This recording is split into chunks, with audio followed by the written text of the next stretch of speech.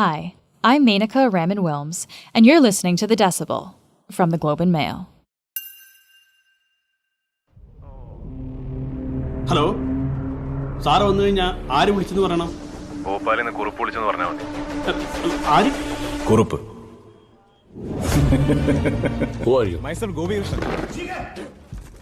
That's an excerpt from Kurup, a Malayalam language crime thriller recently shown in some Cineplex theaters near Toronto. But last week, instead of the action staying on the screen, it actually happened inside theaters in Richmond Hill and Oakville. Someone, or maybe more than one person, slipped in, slashed 4 movie screens, and then slipped away. And this isn't the first time that's happened. There was a feeling that the police were not taking it seriously enough because it has been going on for many years and nobody has been arrested, and it still seems to be occurring. That's Joe Castaldo, a journalist with the Globe's Report on Business. He's here to explain what's been going on and why this vandalism might be happening. This is The Decibel.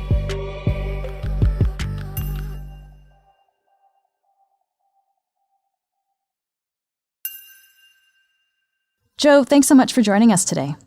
Thanks for inviting me. So, how did you first hear about this story? Well, a few months ago, I got an email from somebody who never identified themselves, who said I should look into what's happening with movie theaters in the Greater Toronto area that have been screening South Indian language movies, because many of them have been vandalized. When did these incidents first start happening, actually? So the first incidents that I was able to confirm, anyway, go back to 2015 at Cineplex theaters in the GTA. At the time, they were showing a Tamil movie, and the screens were torn up. And so Cineplex pulled this movie from their theaters after this incident. And do we know, how many incidents from that time?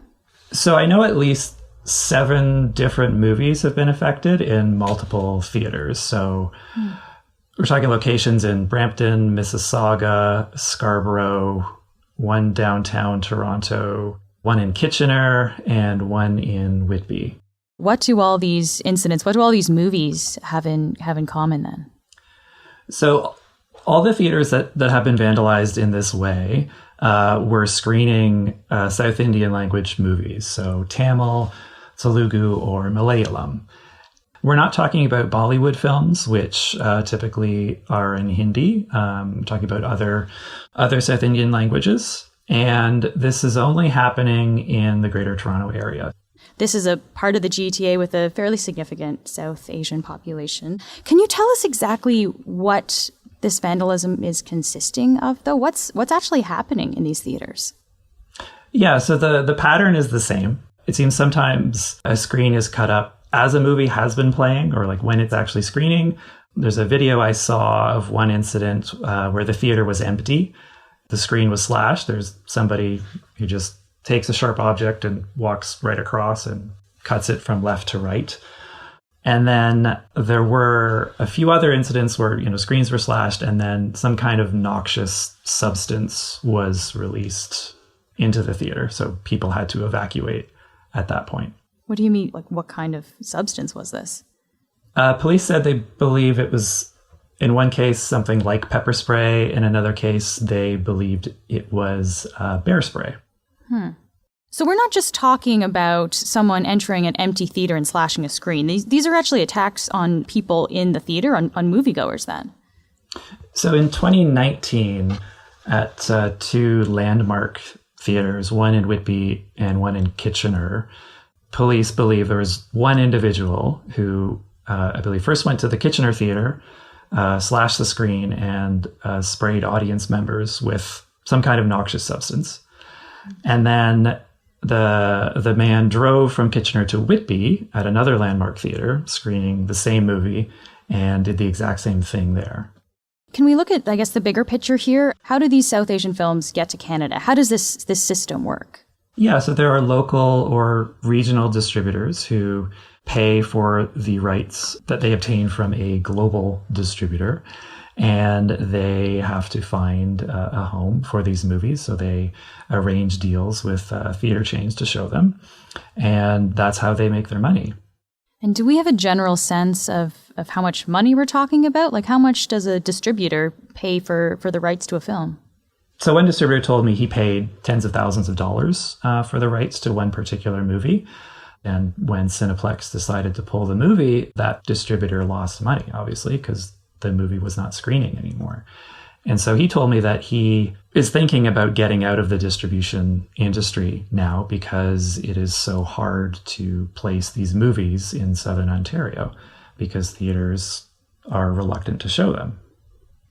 Since these incidents, again, are targeting a specific kind of movie, so we said Tamil, Telugu, Malayalam, I guess, what are people telling you? What are you hearing about the potential motivation behind these incidents? Is it potentially motivated by racism?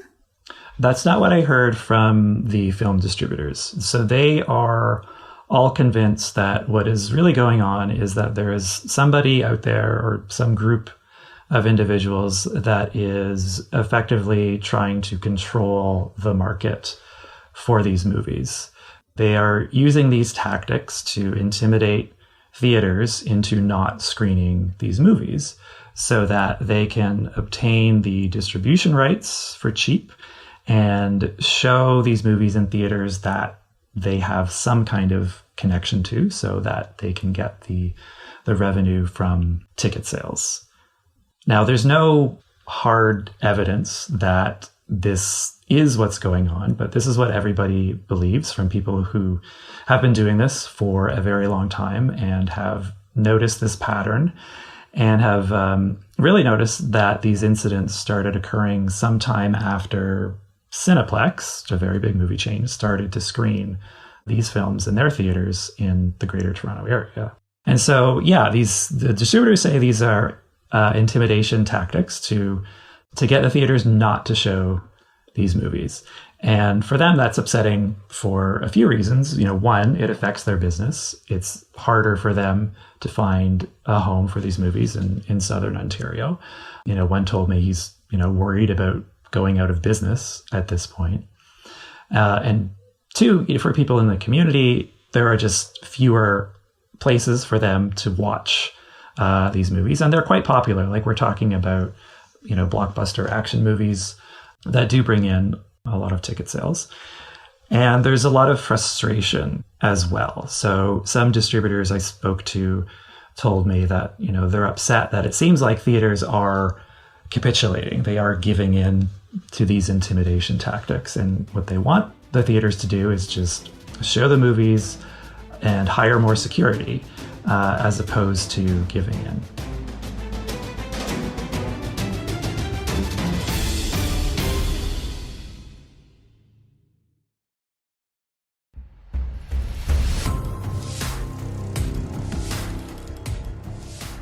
Why is it that that their response is to just pull the movie? Is there a reason behind why that seems to be the way that this ends up?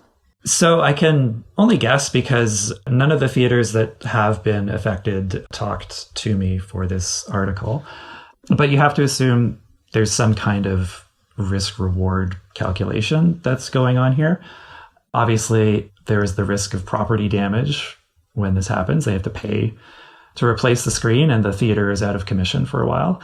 And two, there's concern about people being injured. If someone is spraying a noxious substance inside a theater, then people can get hurt. And it may just be a risk that they do not want to take on at this point.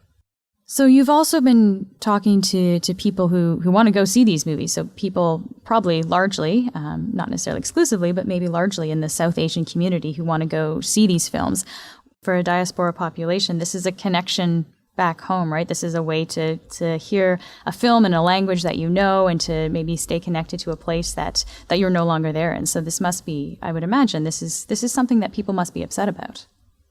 Exactly. Like I think when word spread that I was working on a story about this, I started to hear from a lot of people who found me through email or Twitter who, were upset about this issue and wanted something done about it. There was a feeling that the police were not taking it seriously enough because it has been going on for many years and nobody has been arrested, and it still seems to be occurring.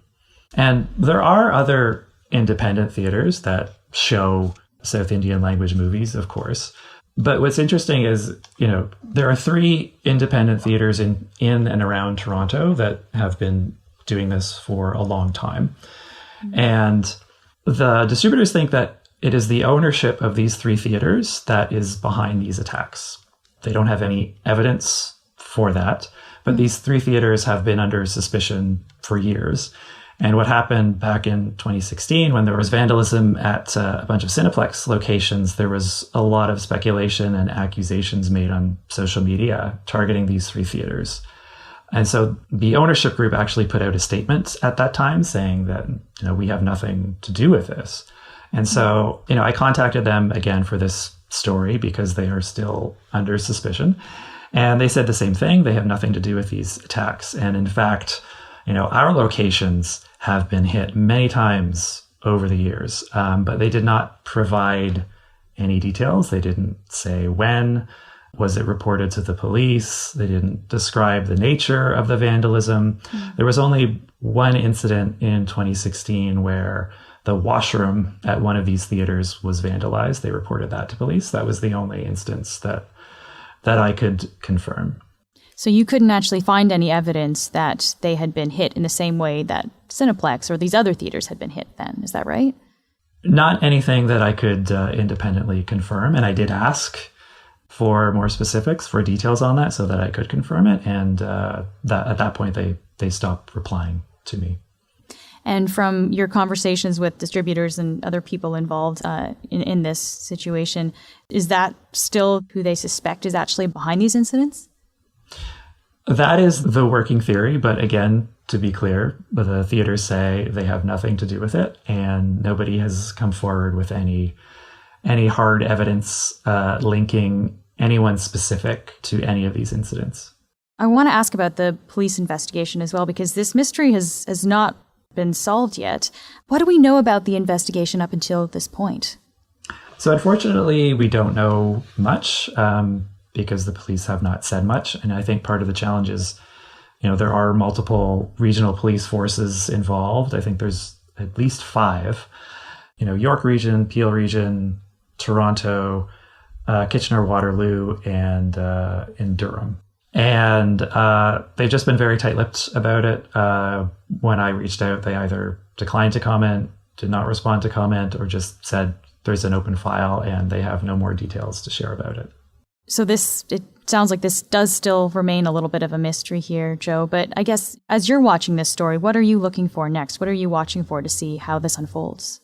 Well, nobody really believes that this is the last of it. People believe that something else is going to happen. Another theater could be hit. And I guess what's interesting is the targets seem to be broadening. So originally it started with Tamil movies, but now it's expanded to incorporate 2 other languages and maybe other geographies. There was one distributor I spoke to who said he struck a deal with Cineplex to show a Tamil movie in Atlantic Canada.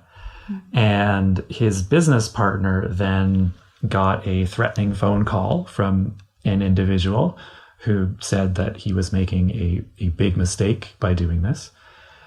And then Cineplex, according to the distributor, later decided that they were not going to show this Tamil movie in Atlantic Canada. After all, they were no longer comfortable showing it. This distributor managed to secure another movie with a different theater chain who also decided to pull out due to safety reasons. Joe, thank you for following this story and for speaking with us today. Thanks for having me.